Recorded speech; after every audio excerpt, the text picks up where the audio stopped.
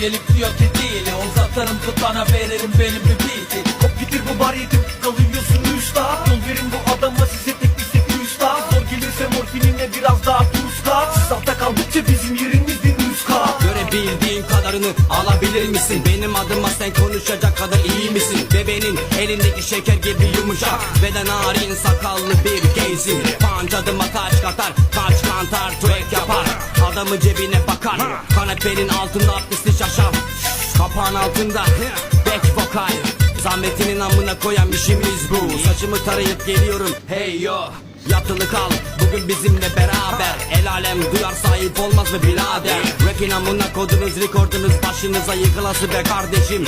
Best of'sunuz komple actionlarınızla kompleye konuş kapat.